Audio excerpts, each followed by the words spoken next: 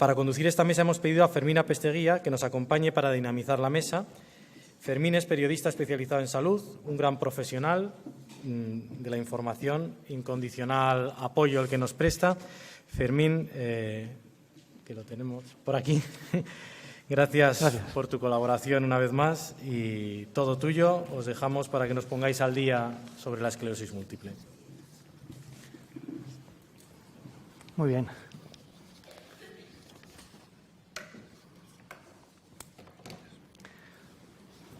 Pues lo primero, muchas gracias a la Esclerosis Múltiple Euskadi por haberme invitado a charlar con tres profesionales y amigos también sobre esclerosis múltiple. Vamos a hablar sobre todo de investigación, porque la jornada de hoy está especialmente dedicada a ella, pero sí me gustaría que no se quedasen fuera otras cuestiones que creo que nos pueden interesar a todos. Aunque aún no nos conocemos, el doctor Alfredo Antigüedad, habitual en los foros de esclerosis múltiple, es jefe de servicio de neurología del Hospital Universitario de Cruces, ha sido presidente de la Sociedad Española de Neurología, que es una de las organizaciones médicas más potentes y activas de España, y he leído que recientemente ha sido nombrado presidente del Consejo Médico Asesor de Esclerosis Múltiple de España. Has leído bien. Muy bien, pues enhorabuena. Gracias. Con nosotros también está Rafael Arroyo, al que hemos podido escuchar. Hola, ¿qué tal? Rafael Arroyo, neurólogo altamente especializado en enfermedades neurodegenerativas y neuroinmunológicas, un experto internacional, jefe de servicio de neurología del Hospital Universitario Quirón Salud Madrid y además tiene más de 130 publicaciones internacionales. Y nuestro tercer invitado, Mar Mendive, ¿qué tal? Bueno, Mar Mendive, responsable del servicio de neurología de Cruces, también una habitual en los foros de esclerosis múltiple. Pertenece a la Sociedad Española de Neurología, es miembro del Comité Europeo para el Tratamiento e Investigación de la Esclerosis Múltiple. A los tres, como digo, muchas gracias. He leído hoy que tenemos razones para confiar en la investigación y que podemos esperar mucho de ella. La investigación nos acerca al final de la esclerosis múltiple, como uno de los lemas de la jornada. No sé si es exagerado. Mira tú, Rafa, que eres invitado. Bueno, yo creo que, yo lo he dicho antes, yo creo que hay que ser muy optimista, pero hay que ser también muy crítico de todas las cosas que nos queda por hacer, ¿no? Es decir, yo creo que buscamos el fin de la esclerosis múltiple. Yo creo que la esclerosis múltiple es de una extraordinaria complejidad. Los pacientes son muy diversos en edad, en evolución, en pronóstico. Y sí hemos avanzado mucho en algún grupo de pacientes, sobre todo en pacientes recién diagnosticados y gente en brotes, pero nos queda mucho por ver, por ejemplo, son formas progresivas, en las cuales además probablemente hay componentes en la propia forma de enfermar que es diferente y los tratamientos que tenemos en estos momentos aún no son suficientemente eficaces, ¿no? Antes nos ha comentado Vicky la importancia que tiene esa parte de degeneración y yo creo que hay que ser muy optimistas pero también muy críticos y trabajar mucho porque aún queda mucho por hacer y con que un paciente solo realmente no esté suficientemente controlado, yo creo que es suficiente como para no ser tan optimista, ¿no? Yo creo que hay que ser optimista, hay que trabajar mucho. Yo creo que nos queda un largo camino. Hemos avanzado una barbaridad en los últimos 20 años. Siempre lo decimos que esta enfermedad neurológica que es la que más ha avanzado de todas las enfermedades neurológicas en los últimos 20 años. Pero vamos a seguir trabajando. Lo bueno lo tenemos ahí, pero aún hay que trabajar mucho por los pacientes. Hablar de la cura es algo irreal o, viendo los avances que hemos tenido en las dos últimas décadas, ¿podría ser factible que en un tiempo determinado pudiésemos estar hablando de algo de esto? Yo creo que el concepto de cura en enfermedades crónicas es complicado, ¿no? Ninguna enfermedad que no sea infecciosa, que no sea transmisible, alcanzar la cura es complejo. Salvo que conozcas la causa y tenga una causa concreta, ¿no? O sea, el concepto cura en cualquier enfermedad crónica, cualquiera que podamos pensar, es muy infactible. O sea, nadie... lo que sí, yo creo que estamos cerca de tener una enfermedad controlada. Hace años había enfermedades dramáticas que eran infecciosas, que mataban a la gente de forma rápida y ahora son enfermedades que son llevaderas con medicamentos. Yo creo que la idea de controlar a la enfermedad de una forma razonable en la mayoría de los pacientes, en la mayoría de las personas, pues algunos siempre podrán tener una evolución mala, como de mala suerte, pero yo creo que es algo relativamente factible. El control de los pacientes con recaídas, yo creo que hoy en día realmente no se parece ni por aproximación a lo que sucedía hace 30 años. Y el control de las formas progresivas, que es quizás el gran reto, yo, fíjate, soy optimista porque cuando uno intenta montarse el esquema de qué es lo que pasa en el cerebro de un paciente con formas progresivas, hay muchas claves de muchos agentes, muchos actores en ese proceso que antes se desconocían y que ahora probablemente está claro que tengan un papel. Y ya conociendo quiénes son los actores es más fácil abordar el problema, ¿no? Medicamentos como la biotina, que comentaba el doctor Arroyo, que consiguen mejorar, pues hombre, son ya... Yo creo que sí que el control de la enfermedad razonablemente, en cualquier enfermedad crónica, yo creo que es algo que es relativamente factible pensar que será cierto en no demasiado tiempo. Y el tiempo ya, el no demasiado es variable, pero sí es factible. Sí. ¿Qué nos falta por conocer para poder tener una enfermedad que no nos dé problemas? Bueno, sabemos que tenemos una enfermedad crónica, pero tomándonos este tratamiento vamos bien. Tenemos que trabajar en biomarcadores. Biomarcadores son unas moléculas, son unas sustancias que nos puedan decir cuando diagnosticamos a un paciente, por ejemplo, al principio, quién va a ser este paciente que va a ir bien y quién es el paciente que puede tener peor pronóstico. Si damos con ellas, podremos actuar de manera muy rápida en controlar la enfermedad. Yo creo que las formas progresivas todavía es un reto para nosotros. Se ha montado ya una alianza de investigación en esclerosis múltiple a nivel internacional. La semana pasada hubo una reunión en Canadá de esclerosis múltiple progresiva y estamos trabajando en este sentido. Yo creo que todavía nos queda mucho en el tema de biomarcadores. Nuestros pacientes en este sentido son súper generosos a la hora de darnos muestras para investigar en sustancias como seguro que os van a... neurofilamentos, se está hablando de neurofilamentos, como tienen en otras enfermedades, ¿no? En otras enfermedades, cuando sabemos que tienen un marcador X, sabemos que si vamos con este tratamiento, vamos a ser más efectivos que con otros. Eso es lo que nos falta también. También hemos visto que hay algunos de los nuevos medicamentos que lo que hacen es modular el sistema inmune, ¿no? Trabaja en el sistema de defensas. ¿Esto abre las puertas a una posible vacuna? Entendida como, pues esto, como algo que igual no nos cura, pero que igual nos permite vivir con cierta calidad de vida. Bueno, de las cosas que más hemos aprendido, gracias también en gran medida, obviamente, a la investigación básica, es qué estructuras o qué zonas de la inmunidad están alteradas, ¿no? Es decir, esto antes no sabíamos prácticamente nada y en los últimos 20 o 30 años también. Más que vacunas, lo que estamos intentando es dirigir los medicamentos a zonas que claramente hemos identificado en la enfermedad que no están funcionando bien en nuestra inmunidad, ¿no?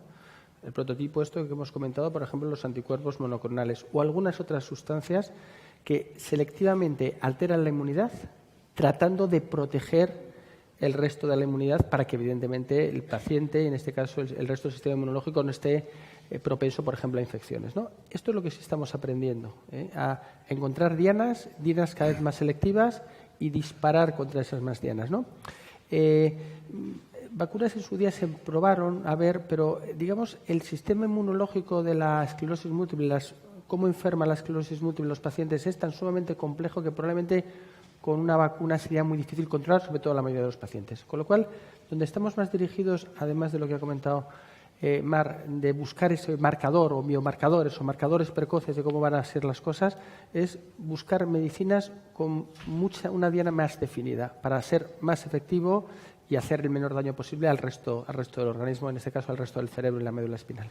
El mecanismo de acción de estos fármacos inmunoterápicos es similar a los que se utilizan en el cáncer, que sí que se oye que hay para determinados tipos de tumores resultados muy buenos, o es que no tiene nada que ver, estamos hablando de enfermedades muy distintas y entonces es otra cosa. Yo creo que es otra cosa. Por ejemplo, el concepto de vacuna se puede establecer cuando tú sabes qué es lo que te produce el problema.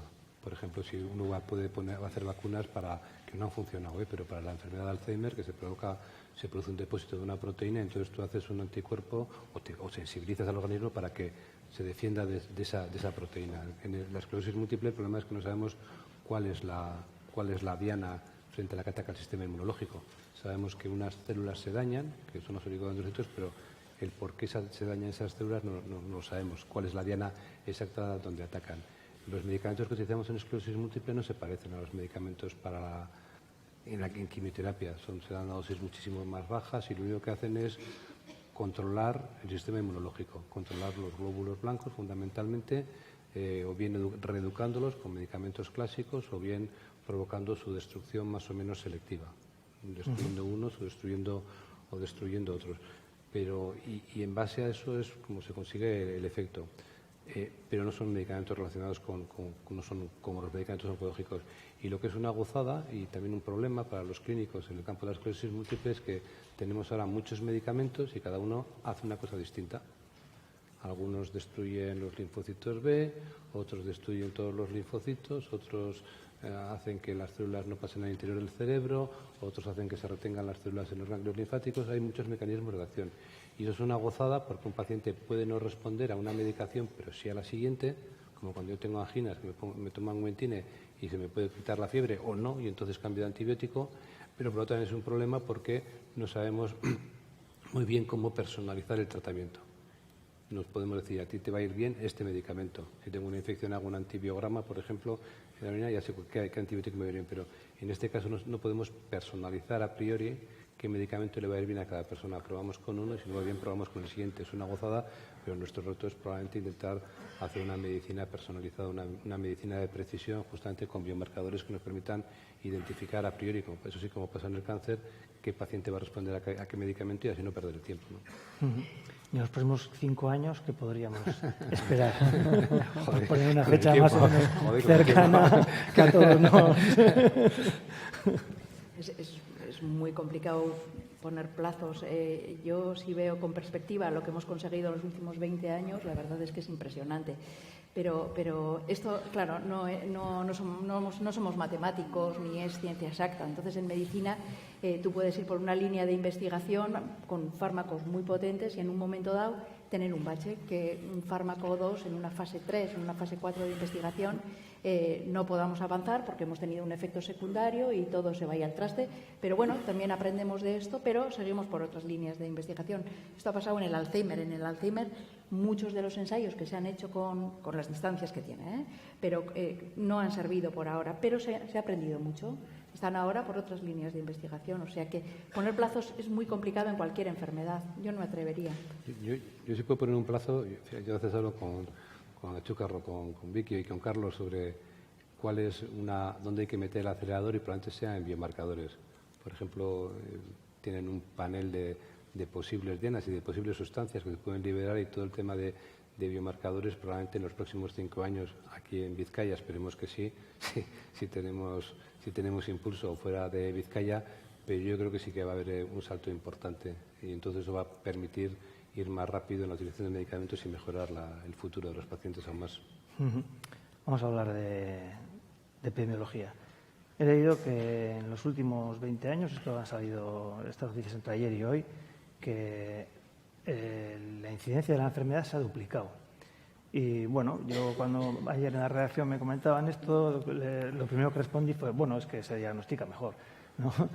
Pero claro, en los teletipos se hablaba de que en este aumento del número de casos intervenían factores ambientales, el retraso o la ausencia de la maternidad, el tabaco. ¿De qué manera estos factores favorecen el desarrollo de la enfermedad? Bueno, el tema es de gran importancia y hay mucha investigación también al respecto de esto. La esclerosis múltiple no solo se investigan en fármacos, que es muy importante, sino si está cambiando, ¿no? Estamos convencidos que está cambiando y que está aumentando la incidencia, ¿no? Como bien sabéis, la incidencia es si realmente cada vez es más frecuente la enfermedad. Cada vez vemos más, primero porque es verdad que se diagnostica más, mejor, estamos más conscientes de ellos, hay un montón de equipos de resonancia o resonadores, como dicen se dice en Latinoamérica, y hay más concienciación afortunadamente y los medios de comunicación son muy importantes. Pero sí parece que está aumentando claramente, o parece la incidencia, sobre todo probablemente en la mujer. Se hablaba siempre que hay 2 mujeres afectadas por cada varón, pero ahora hay una tendencia a decir que hay a lo mejor 2,5 por cada varón o incluso 3 mujeres por cada varón. Estamos cambiando. Y a lo que más se puede parecer esto es, bueno, pues por los cambios de vida afortunados en muchas facetas de la mujer, la incorporación a la vida laboral completa, etcétera, y ciertos hábitos como, por ejemplo, como sabemos ahora, el tabaco, que es malo para la esclerosis múltiple, como, por ejemplo, la baja exposición al sol que tenemos no solo en Bilbao, sino en todos los sitios. Me no tenemos baja, no tenemos. Me llamó la atención, en el salón de actos, los paragüeros muy bonitos que había en la entrada, que eso no lo había visto yo nunca. Pero sí parece, y por ejemplo, la baja exposición al sol, es decir, sabéis que una de la investigación más importantes, que aparece que el déficit de vitamina D, probablemente por la exposición al sol, puede tener un factor importante. Se está hablando también de una cosa que es los gérmenes que hay en el intestino y en otras partes, lo que se llama la microbiota. Probablemente nuestra alimentación, los cambios de alimentación, los cambios de hábito, el tabaco, la baja exposición al sol, un montón de hábitos que incluso a lo mejor la mujer se ha incorporado mucho más a las funciones, yo diría, más normales, ¿no? O normales. Yo creo que eso parece que está influyendo en el aumento de la incidencia. Está por investigar todo esto, pero sí, las cifras indican que la incidencia parece que está aumentando, sobre todo en la mujer. Incluso el tabaquismo pasivo, porque alguno dirá, yo no he fumado nunca. No, bueno, es decir, fumar ahora mismo le decimos a los pacientes que es malo, primero porque puede favorecer, y segundo, lo que sí parece claro es que empeora el pronóstico de la enfermedad. Es decir, si un paciente fuma, sobre todo con señalamiento, y otro no fuma, es más probable que el que fume tenga peor evolución. Y por eso ahora mismo a nuestros pacientes les tenemos que recomendar que además de dar cáncer, además de dar esto, además de dar ictus, además de dar otras muchas cosas, además puede desfavorecer la evolución de la enfermedad, y les estamos comentando a los pacientes que deben de dejar de fumar. ¿Y la dieta influye de alguna manera? Porque también he leído por ahí que, bueno, que comer pescados ricos en ácidos grasos puede ir muy bien, que incluso la dieta sin gluten, que está muy de moda, pues no estaría mal, en fin. La dieta probablemente sí que puede influir. No ha comentado el tema de la microbiota. Todos tenemos en el intestino un par de kilos de gérmenes. O sea que no tenemos pocos, tenemos muchos. Y son ese tipo de gérmenes, o todas las células, todas las bacterias que tenemos en el intestino, tienen muchas funciones. Nos ayudan a hacer metabolismo de ciertas sustancias que si no las podríamos metabolizar. Nos suministran, yo qué sé, puede guardar relación con la depresión, y todo guarda mucha relación con la inmunidad. O sea, el intestino es el mayor órgano inmune del organismo, y ahí sí que hay un tráfico de información que puede influir. Según qué gérmenes tengas, la inmunidad se puede modular. Si modulamos la inmunidad con medicamentos, también se puede, posiblemente, ciertos tipos de estados alimenticios puedan condicionar también la inmunidad.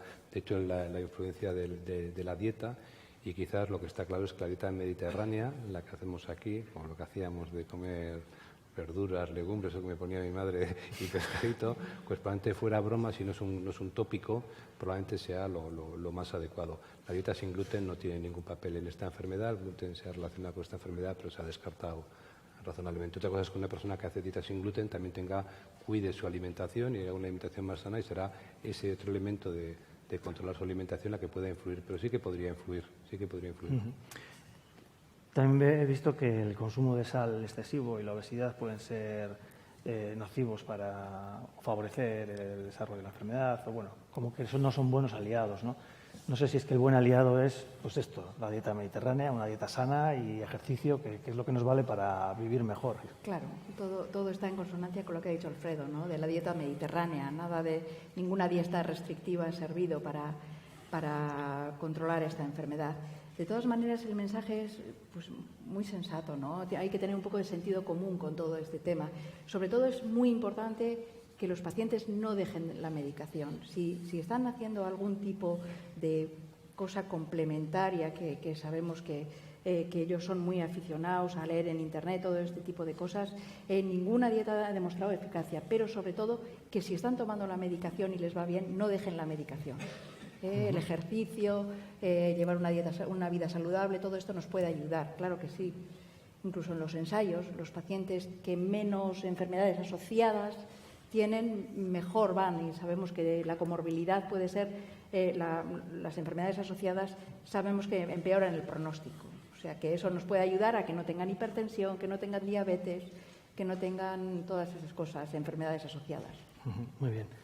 También quería hablar un poquito de gestión. El consejero ha dicho que, bueno, que está aumentando la inversión en investigación, y esto está muy bien.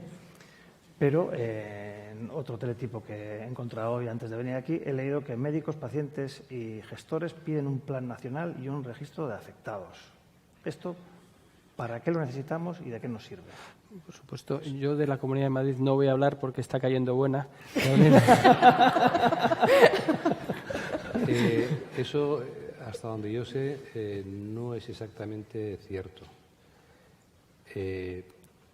Por un lado, sí que hay una estrategia nacional en enfermedades neurodegenerativas que incluye muchas enfermedades. También se incluye, de una manera un poco forzada, pero se incluye la esclerosis múltiple, lo que puede tener en las fases progresivas.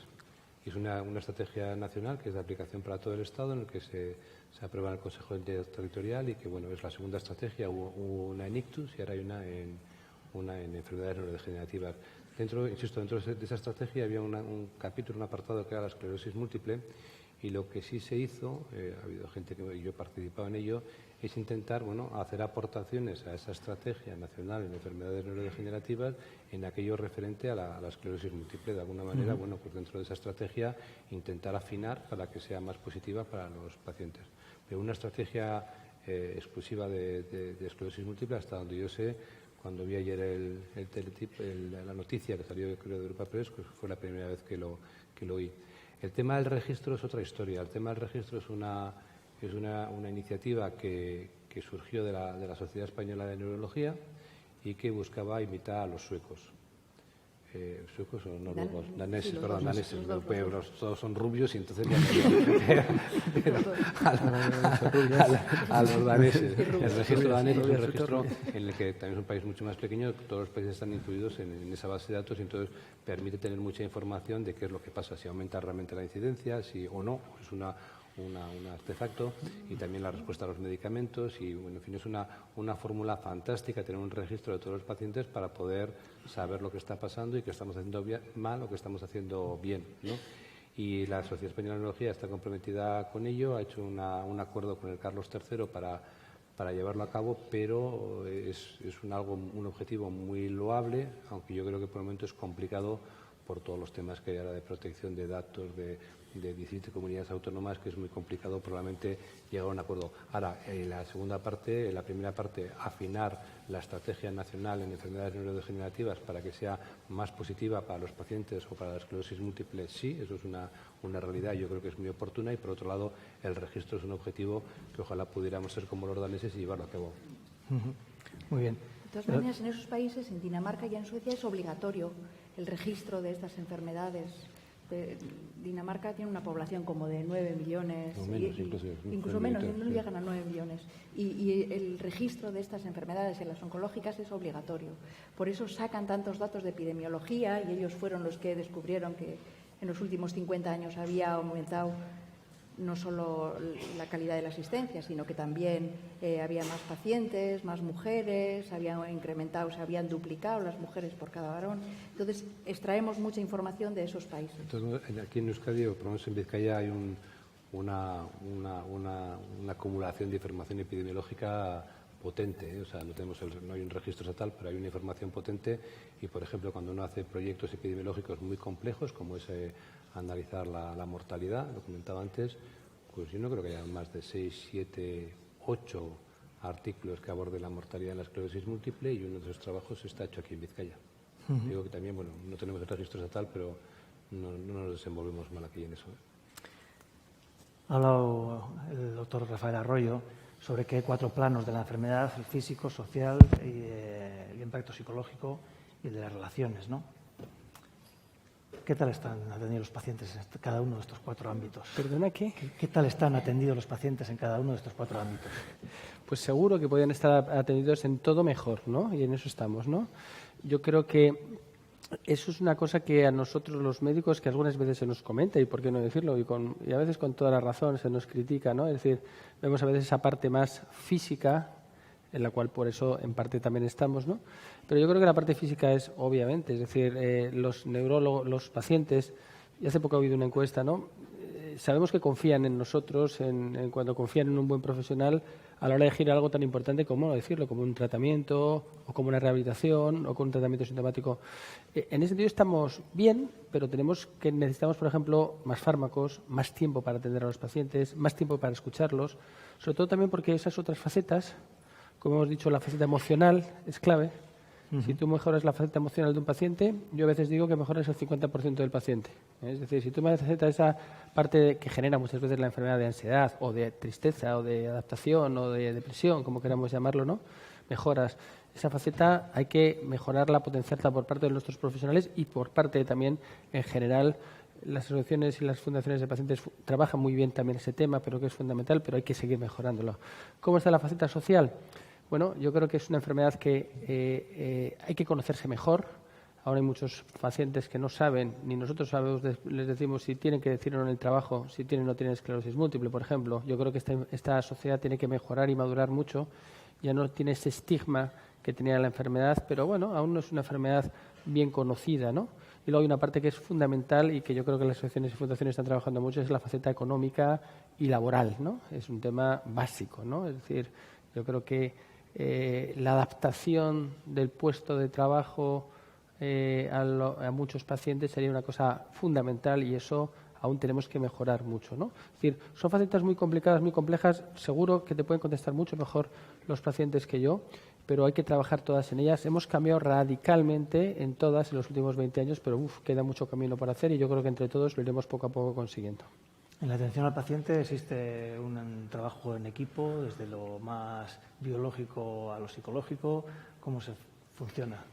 Trabajar en equipo es fundamental. Yo creo que no hemos hablado todavía del papel de la enfermería, pero el papel de la enfermería nos ayuda muchísimo a los médicos. El papel de la atención primaria, que los pacientes tengan una salud general también muy buena, es fundamental. Trabajar en equipo no hace falta que estemos todos en el mismo sitio, sino que de una manera muy funcional, trabajando. Muchas veces estos pacientes necesitan rehabilitadores, psiquiatras, urólogos, equipo de médico de atención primaria, enfermería fundamental.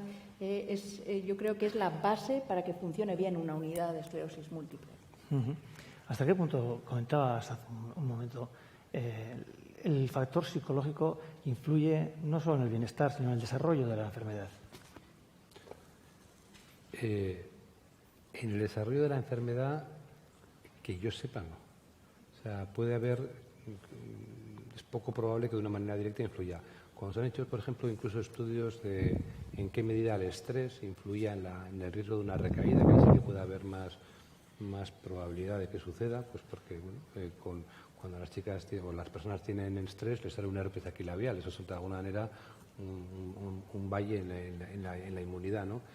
Pero el estrés todo el mundo tiene, o sea, el aspecto psicológico no es un factor que sea condicionante. Sí permitirá, lo decía Rafa y lo decía Marimar, el cómo conllevas tú la enfermedad. Y uno se encuentra frente a pacientes que, estando en una situación idéntica desde el punto de vista funcional o desde el punto de vista de cómo repercute realmente la enfermedad en su vida, en lo funcional y tal, pues algunos son absolutamente felices y otros están absolutamente agobiados, ¿no? Cada uno vive la película, aunque sea igual, de una manera muy diferente. Y de ahí probablemente la importancia del apoyo psicológico y de que se puede dar de una manera más próxima con la enfermería, que tiene un papel mucho más próximo a los pacientes, con lo que hacen las asociaciones de pacientes con los psicólogos y, por qué no, en algunos casos, con el apoyo de profesionales más cualificados, ¿no? De los psiquiatras que pueden remitir a un psicólogo o a quien sea, porque a veces uno no sufre tanto, su calidad de vida no se deteriora tanto por lo que tienen, sino por cómo lo viven, por el miedo que les produce, ¿no? Entonces sí que la parte psicológica es muy importante de esta enfermedad, pero no es una causante de la misma, ni es una desencadenante importante del pronóstico de la esclerosis múltiple en sí misma. ¿Y qué le dice el neurólogo al paciente cuando entiendo que muchas veces le llegará y le cuente cuestiones que no son meramente médicas, sino que son más psicológicas, ¿no? Es que mi pareja me ha dejado porque estoy con la enfermedad, es que no puedo con ella, es que voy a perder el empleo, es que... Eso lo vivimos diariamente. Nosotros siempre decimos que somos gestores de incertidumbres. Esta enfermedad es muy mala para el paciente, pero es muy dura también para el neurólogo. Vivir el impacto que tienen los pacientes en el día a día lo vivimos. A lo largo de la enfermedad, periodos de ansiedad y de depresión es bastante habitual vivirlos. Por todo esto, porque no estamos en una urna viviendo, ¿no? Sino que el impacto de todo lo social que ocurre a lo largo de esta enfermedad es muy importante. Incluso ahora yo creo que el tratamiento sintomático que ha dicho Rafa, que es tan importante, controlar los periodos de ansiedad, de depresión. A veces la fatiga también puede estar en relación con los periodos de depresión, no siempre, pero puede estar. Creo que les ayuda mucho a mejorar la calidad de vida a estos pacientes. ¿Y qué puede hacer uno mismo por mejorar su calidad de vida? He visto que había habido un taller hoy se llamaba Cansado de estar cansados, ¿no? Entonces, digo, seguro que uno también puede hacer cosas. No te escucho bien la pregunta. ¿Qué puede hacer el paciente por mejorar su calidad de vida? Bueno, yo creo que los pacientes, que son a los que nos debemos, obviamente, ¿no? Yo creo que es muy importante que el paciente esté bien informado de las cosas, ¿no? Yo creo que ahí la figura del neurólogo, la figura de la enfermería, la figura de las asociaciones de pacientes son muy, muy importantes. Yo sigo insistiendo, yo creo que es una enfermedad que, para verla en su globalidad, es una enfermedad compleja. Los pacientes tienen muchas facetas y hay que estar muy pendiente, conocerlo bien y estar con las orejas y la vista muy atenta cuando viene un paciente para ver dónde le podemos ayudar, ¿no? Es decir, esa es la clave. Es decir, insisto que poner X tratamiento del otro a veces es difícil, pero sobre todo hay que estar con los ojos y las orejas muy atentas, porque podemos incidir en la fatiga, podemos incidir en lo psicológico, podemos en lo cognitivo o en la calidad de vida. Entonces, yo creo que el paciente lo que tiene es que buscar especialistas realmente buenos, buscar asociaciones que tengan unas buenas referencias y unas buenas condiciones, como pasa, por ejemplo, aquí en el País Vasco, ¿no? Y a partir de ahí, yo creo que como eso, dejarse asesorar por la gente más especializada y, por supuesto, lo más importante es que esta vida lo que hay que hacer es no cargar una mochila de piedras con la enfermedad, sino asumir algunas cosas que hay, algunas veces con unas limitaciones leves, otras moderadas y otras mucho más importantes, pero ver la cantidad de cosas que, a pesar, por ejemplo, que unas piernas no se muevan bien, se puede hacer. Es decir, es difícil al principio, porque desde aquí, desde la barrera, como se suele decir, es muy fácil pregonar, ¿no?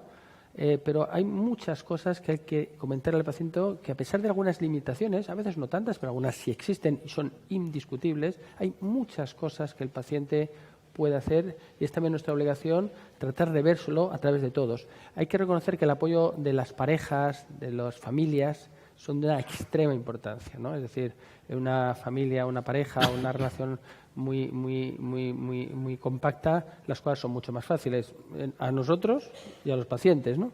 Y yo creo que en ese sentido es fundamental el gran apoyo y la gran función que tienen las familias o las parejas o la socialidad en este caso, y por eso también, en la medida de lo posible, pues hay que tratar de apoyar a las familias y también dar una información correcta a la familia. Hay un par de cuestiones más antes de que pasemos a hacer una ronda entre todos ustedes. Me gustaría saber si es posible el diagnóstico precoz en una enfermedad que no es tan conocida como se desearía, como se ha quedado manifiesto.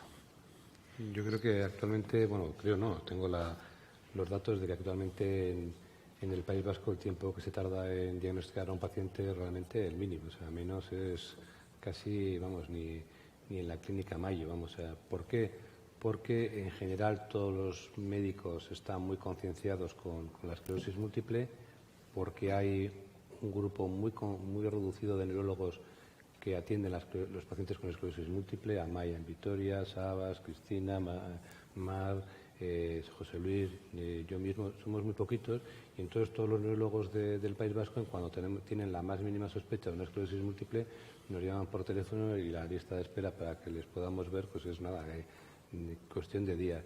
Y en general todo el proceso de diagnóstico es relativamente rápido. Yo creo que ahora mismo tenemos datos de la demora media es muy reducida, o sea, realmente es la mínima. Hay veces que un paciente ha tenido un síntoma y no ha acudido al médico, ¿no? A veces ocurre un crío joven en la facultad que nota algo en la mano, que no puede escribir y dice la pasa del otro día, ¿no? Y ese, cuando luego, unos años más tarde, tiene una nueva recaída porque pierde visión en un ojo, entonces es cuando se va al médico, es cuando se pone el diagnóstico. Ha transcurrido 3 años, pero es porque el paciente la persona no ha consultado con el primer síntoma. En cuanto al paciente, una persona con una sospecha de esclerosis múltiple consulta a un neurólogo, tardan horas en que tengamos ya contacto, un conocimiento de él y que lo veamos evitando. Bueno, pues los avances en tratamientos, en terapéutica, permiten tener una vida igual que el resto de las personas y entonces se plantea que el desafío ahora es envejecer con esclerosis múltiple. ¿Qué es lo que nos espera? ¿Qué desafíos tenemos o retos en este ámbito? Retos, el control de las formas progresivas de esclerosis múltiple. Yo creo que tenemos que poner todos nuestros esfuerzos en luchar conjuntamente en este tipo de esclerosis. Los brotes ya los tenemos más o menos controlados. En los últimos 20 años han bajado de una manera importantísima. Tenemos datos impresionantes. Nosotros antes teníamos una consulta solo para ver brotes todos los días, de 1:30 a 3 de la tarde, y veíamos brotes constantemente. Y teníamos un teléfono para que los pacientes nos llamaran. Han cambiado las llamadas telefónicas de una manera muy importante. Ahora ya no vemos tantos brotes como antes, ni vemos tantos brotes catastróficos. Vemos otro tipo de problemas, lo que llaman los pacientes los síntomas invisibles. Antes estábamos tan impresionados porque los pacientes tenían unos problemas tan gravísimos de pérdida de fuerza, pérdida de sensibilidad aguda. Ahora ya nos centramos más en el tratamiento de la fatiga, en el tratamiento de los fallos de memoria, del dolor en algunos casos, síntomas que antes se eclipsaban por los otros que eran tan graves. Me estaba riendo porque efectivamente el envejecimiento, yo veo pacientes que empecé a ver hace 31 años, si no me equivoco. Y entonces, claro, hemos envejecido juntos. Y entonces, claro, hace poco a una paciente con 72 años le quitamos la medicación para la esclerosis múltiple, porque ahora estamos en una fase en la que vemos personas que ya tienen una cierta edad y que dices, bueno, han tenido esclerosis múltiple y algunos de ellos, afortunadamente, la esclerosis múltiple ha sido una anécdota en su vida y se da un gustazo tremendo de ver que realmente, como decía Marimar, a esta enfermedad se le ha dado la vuelta. Y además es curioso, pero cuando una persona llega a una cierta edad, todo envejece en esta vida, a uno le salen canas, en fin, no se puede tomar 4 gin tonics porque al día siguiente está horroroso, pero también el sistema inmunológico envejece. Y si esa es una enfermedad que está relacionada con el sistema inmunológico, cuando el sistema inmunológico envejece tenemos problemas porque tenemos algunos riesgos de tener cánceres, pero sin embargo otro tipo de enfermedades como esta, en las que es por una sobreactividad del sistema inmunológico por lo que se producen, pues también dejan de producirse, con lo cual ahora hay una estrategia de que cuando hay que quitar la medicación a los pacientes, ¿no? Cuando llegan a una cierta edad, cuando están bien controlados, y es un problema nuevo que es muy simpático porque estamos viendo el final de la película de gente que ha llegado fenomenalmente bien a una edad ya muy, muy adulta, ¿no?